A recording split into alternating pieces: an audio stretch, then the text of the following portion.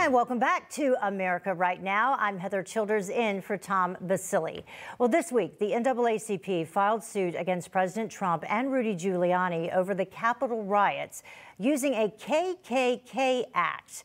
Well, the suit on behalf of Mississippi Congressman Benny Thompson comes as President Trump has expressed concerns that he will be facing lawsuits for the rest of his life. Let's discuss with our panel right now. We are joined by Bill McGinley. He is a former White House cabinet secretary and is now a principal at the extremely influential law firm, the Vogel Group.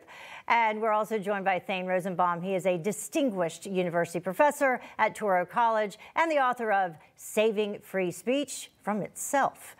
Bill, I will start with you. Thank you both for joining us, of course, on your weekend. Thank you. Bill, does this suit have any merit? Do you think it will get thrown out? I think it was a little premature for them to even try this tactic by filing a lawsuit against the president. There are many open criminal investigations that are trying to get to the perpetrators who actually planned, organized, and executed the assault on the Capitol. I think that those investigations need to have breathing room so that they can actually find the true people who perpetrated this heinous act. And I think, look, that some of the people that they're going to try and interview in that criminal investigation might be involved somehow in this lawsuit. I think it's premature. This is designed to get to discovery. Let's just call balls and strikes on this type of lawsuit. What they're trying to do is they're trying to be able to take discovery on the former president, his staff, the former mayor, and others. But what the thing that they need to remember is discovery goes both ways. And so just because you think that you're a plaintiff in a lawsuit and that you're going to be able to make the request for documents and testimony, that's going to come right back at you as the plaintiff. So time will tell whether these guys actually thought this out. Yeah, you know, Thane, can you explain to folks at home? I mean, this is rarely used. What exactly is this?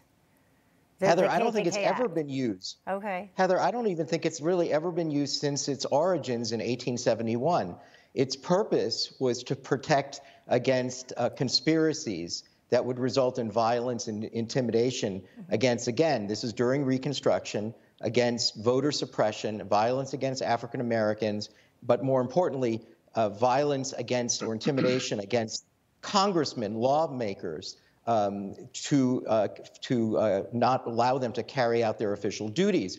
So how does that apply here? And the only thing I can think of is that the NAACP is saying, well, the attempts to overturn the election were primarily designed to disenfranchise the African-American vote in Detroit, Philadelphia, Atlanta, and Milwaukee. I guess that's what they're saying. And so, therefore, the Capitol riots were there to disrupt, impede the congresspersons from engaging in that act of certifying the election. The problem is, under general principles, conspiracies require an agreement to confer in an illegal act. And I just don't think the president was ever in conversation with the Proud Boys or the Oath Keepers. And the next question we saw at the impeachment process, which is, you know, the president has absolute immunity from civil damages if he's engaged in his official acts or duties.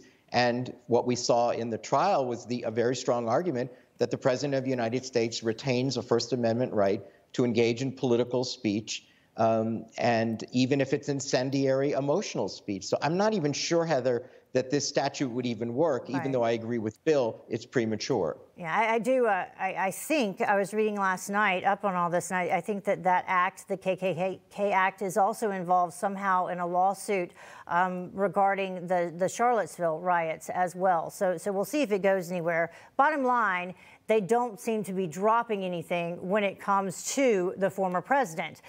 New York's Attorney General also coming after the former president for issues with his real estate business. Bill, how much of a toll does it take on someone to try to fight off all of these lawsuits constantly?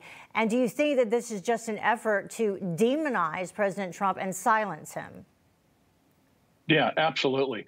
Basically what this is the classic political ploy to try and impose the process penalty on your political opponents, meaning that you're going to file suit after suit after suit with the expectation that some of them are not going to survive a motion to dismiss.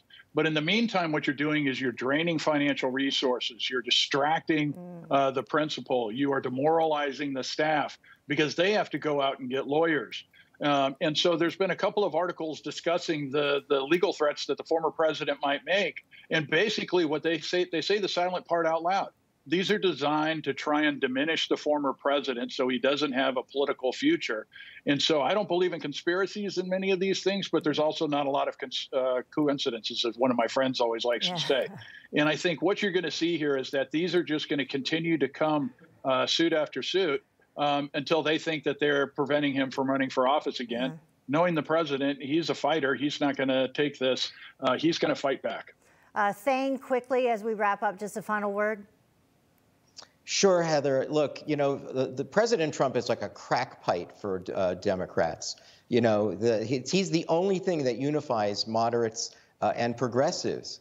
And so I agree with Bill. I don't think they ever want to see him go. Yeah. But the one thing I would say is President Trump has been sued from the early 80s more so than perhaps any other American. I remember being a lawyer in the early 80s in New York, and he was a young real estate person, and everyone talked about how many lawsuits were going on. I just think this is a guy that maybe has been sued 1,000 times. I don't think he's frightened about it in the same way that you or I might be. Yeah, I don't think a lot frightens him, that's for sure. Thane and Bill, thank you so much for joining us. Appreciate your insight. Anytime, Heather. Thanks for having us.